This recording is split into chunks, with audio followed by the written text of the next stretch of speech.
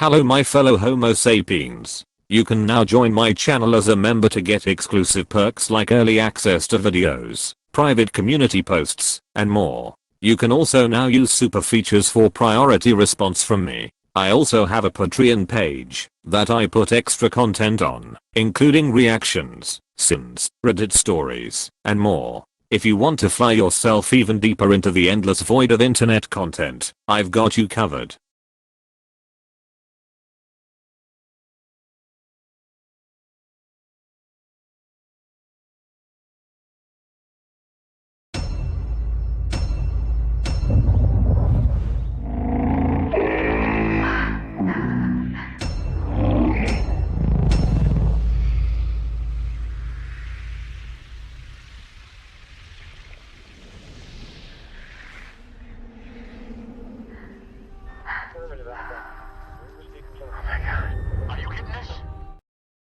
I used to think this was the beginning of your story. Wait, we get narration and foreshadowing in the first line of the movie?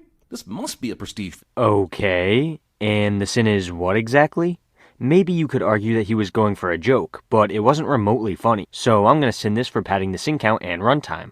Luckily for Louise's grief wandering, there are no other staff or patients in this hospital, and the overhead lights are permanently set to twilight. This shot of Louise walking through the hospital only lasts for 10 seconds and we only see this tiny section of the hospital. Are you seriously complaining that nobody is in this specific area at this specific time? Come on, dude, that's completely arbitrary. Sure, these assholes could be grouped around the TV to watch Maury reveal who the father is, but Louise seriously doesn't give a cursory glance at the screen to see what almost everyone in the vicinity is gathering to watch? Wait a second, did he just say that Louise doesn't even give a cursory glance at the screen while showing her turning her head towards the screen? You can't make this shit up.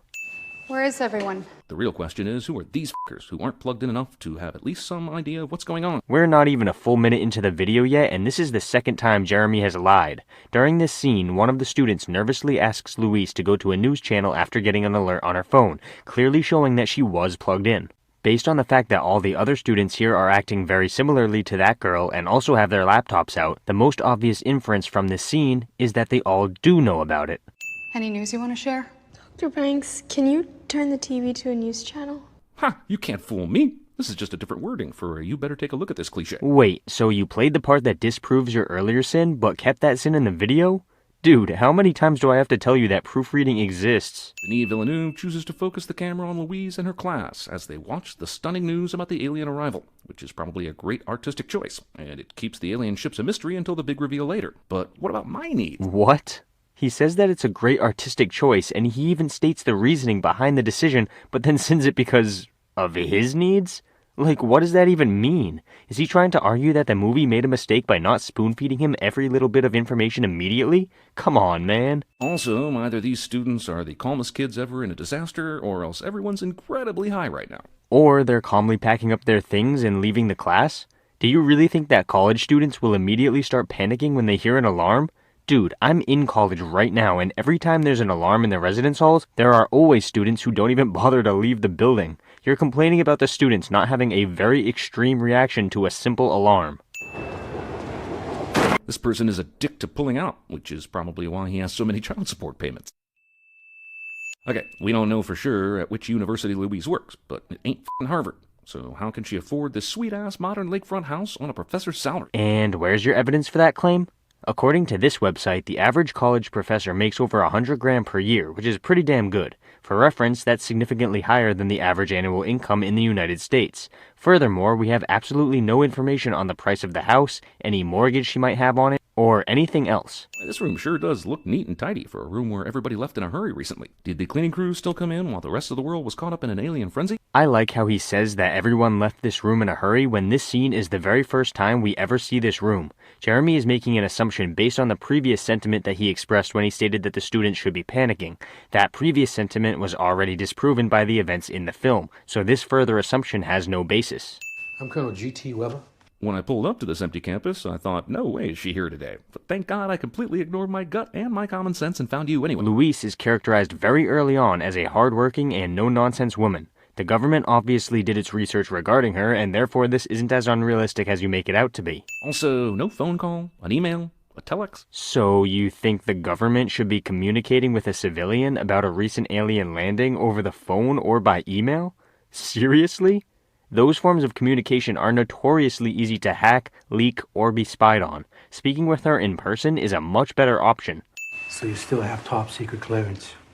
Guess why I'm in your office, not at Berkeley. Weber just said that Louise is at the top of the list, so isn't that why he's here talking to her? In fact, because he says this for basically no reason, she knows Weber's going to visit a rival translator, and she's got just the plan to make him look bad.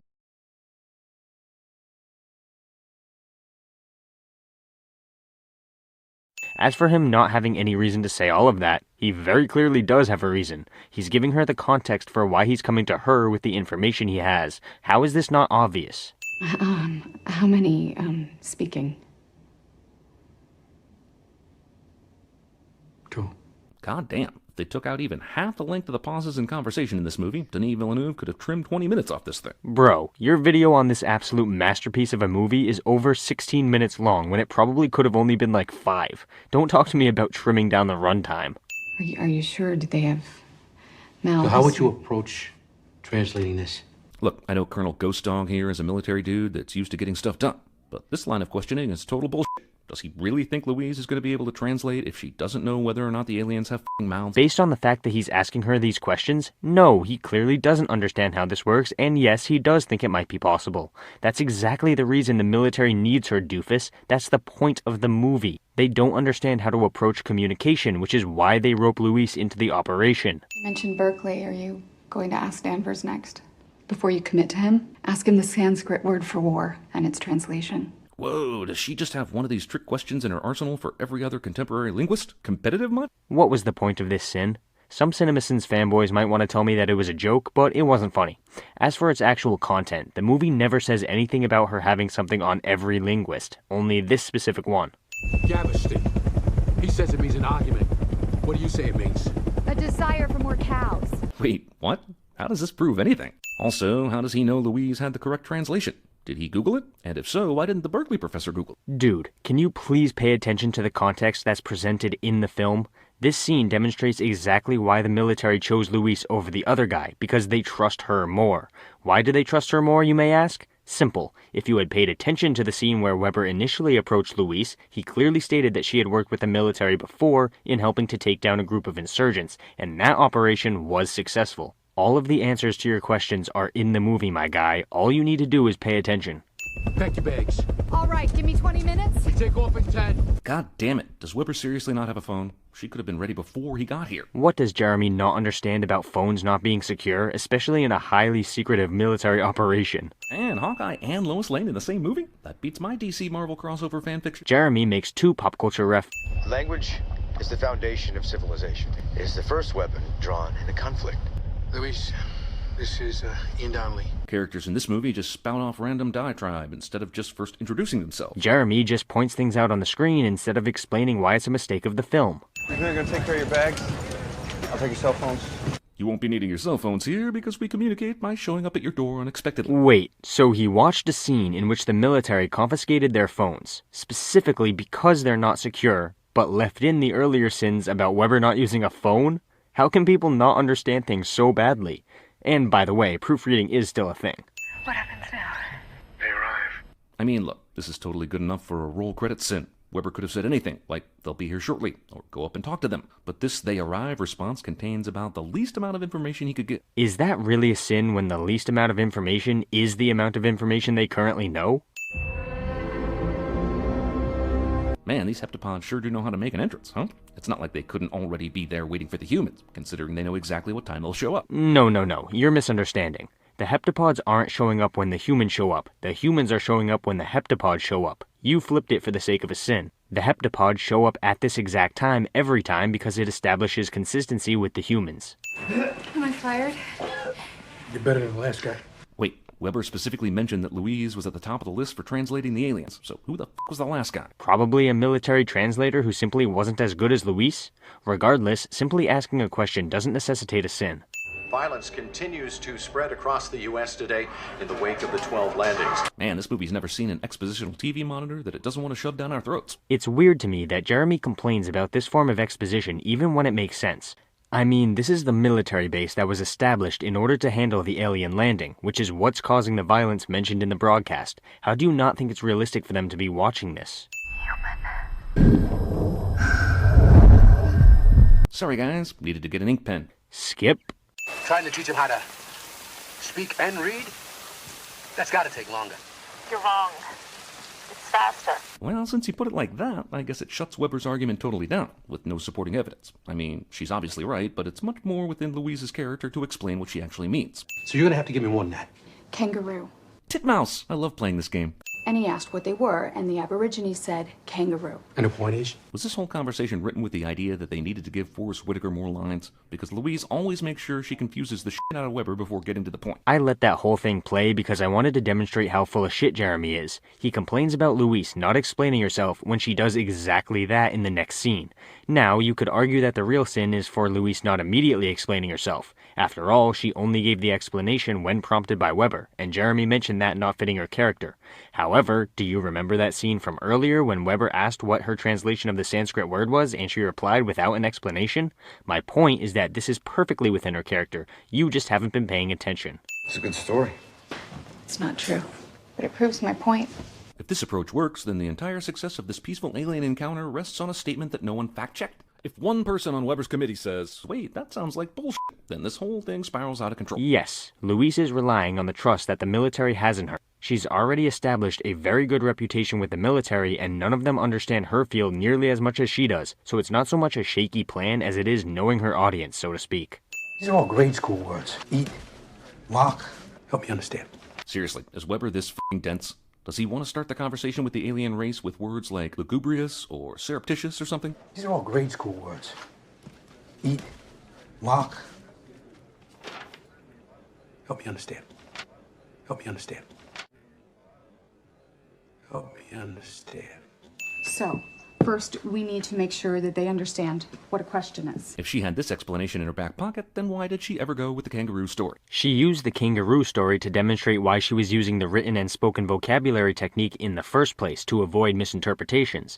This explanation is to demonstrate her methodology for choosing specific vocabulary words that will help develop into the military's main question. The two scenes you're referencing revolve around two entirely different concepts, but you're arguing that she should use the same explanation for both. So what are we gonna call them?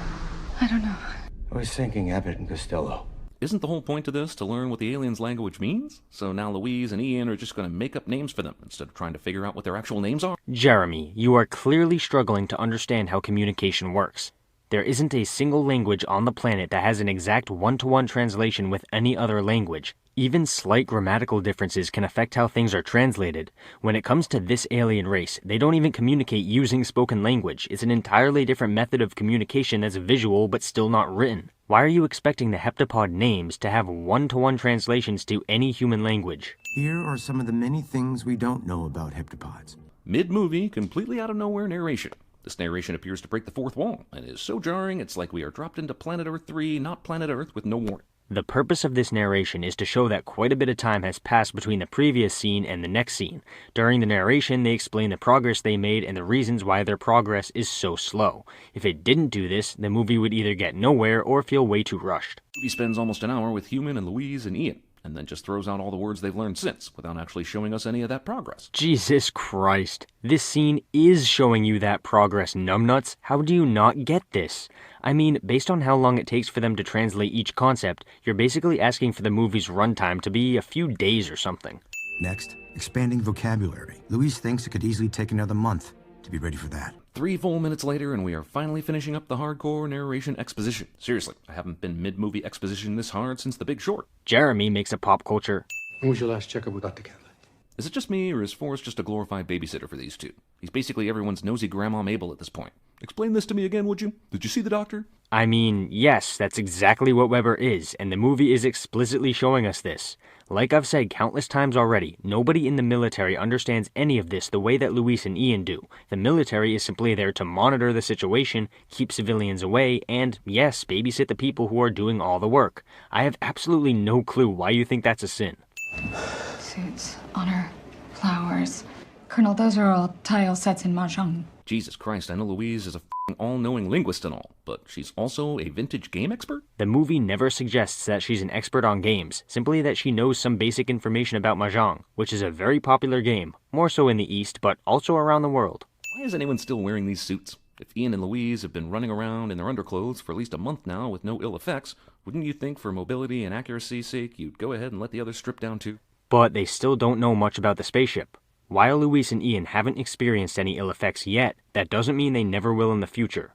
Jesus, how are these simple concepts so difficult for them to comprehend? It's quite possible that they're asking us to offer them something, not the other way around. It's like the first part of a trade. So how do we clarify their intentions beyond those 2 words? I mean, did she not ask any follow-ups while she was there? They say, offer weapon, and she immediately says, okay, take it easy. Yes. What did you want her to do? Have you not been watching the movie? They explicitly state that their range of communication with the heptapods is extremely limited, so why are you asking about follow-up questions? If they didn't ask any follow-ups, then it's pretty obvious that they don't have the ability to do so just yet.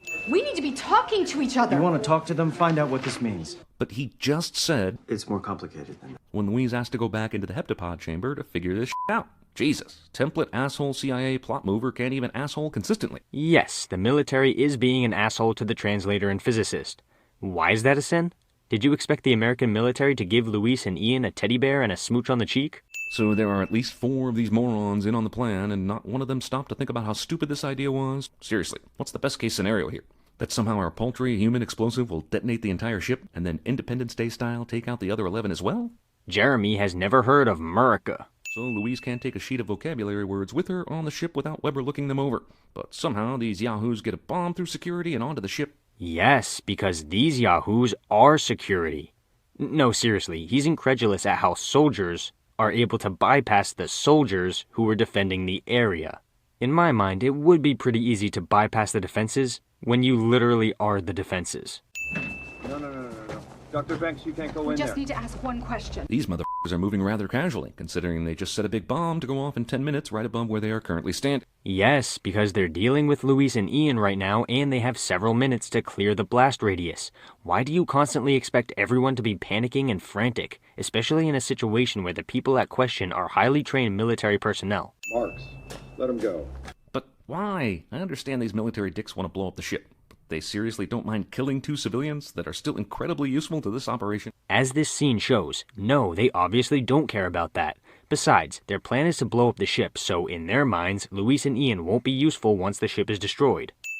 Abbott wants me to write on the barrier. Can you even do that? I don't know. How does she know Abbott wants her to write on the barrier? He'd stuck his suction cup thing up on there, but he could just want her to give him a high five. She's making an educated guess. I mean, you're questioning how the world's greatest and smartest translator could figure this out. Think, my guy. In a televised statement, General Shang, chairman of the People's Liberation Army, said the aliens have 24 hours to leave Chinese territory or face destruction. And Shang knows the aliens understand this ultimatum. How? He doesn't know that, and that's exactly the point. He's jumping to an extreme stance because he's afraid. That's the point of the movie's conclusion. The militaries around the world basically end up panicking and making rash decisions based on their fear instead of logic. Even one of the most intelligent sci-fi films ever made can't resist a little zoom and enhance, slap and tickle. And that's bad because... Oh, sorry, I was waiting for him to explain why that's a bad thing, but he's not going to do that, is he? Look, they're not our enemy. They've made no active aggression towards us. That's a good point. They've been there for what, months? And nothing has happened that would make anyone think the aliens are evil, with the exception of some things they've communicated that could be and have easily been explained away. That's the point. Jesus Christ, how do you get it, but still don't get it? The militaries around the world are panicking and therefore making irrational decisions, which is completely realistic given human error. Costello, where's Abbott?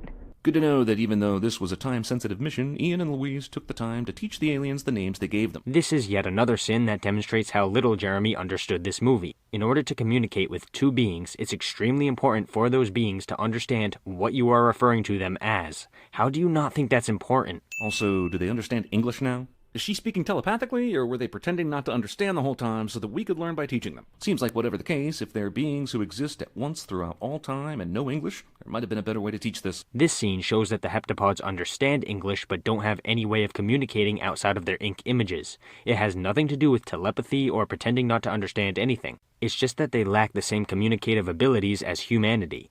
As for a better way to go about everything, what's your suggestion?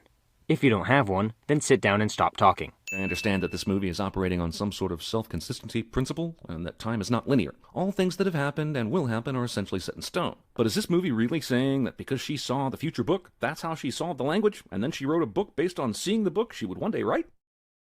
Yes. Also, you admit that everything that happens is set in stone, but didn't remove the earlier sin where you complained about the heptapods not making their intentions more clear when Luis asked what their purpose was. Look, time, it isn't the same for them. It's non-linear. Look, we did our best, but it wasn't enough. Weber suddenly turns into a disbelieving dick to deliver this line, even after witnessing Louise's solo trip inside the ship. I guess the CIA asshole is busy packing or something. You essentially want Weber to go against the entire government and military on the word of a translator. Jesus, do you even hear yourself? Your private number, General, I don't know your private number. Now you know.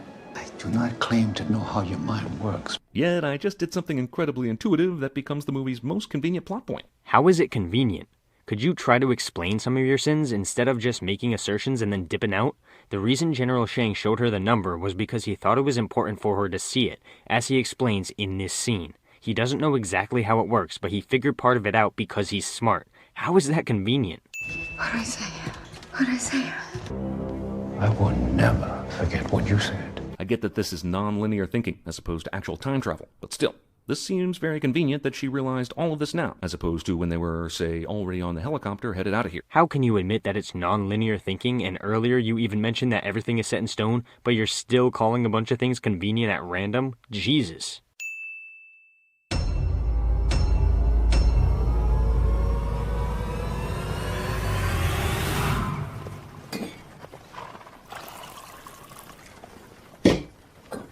Drink.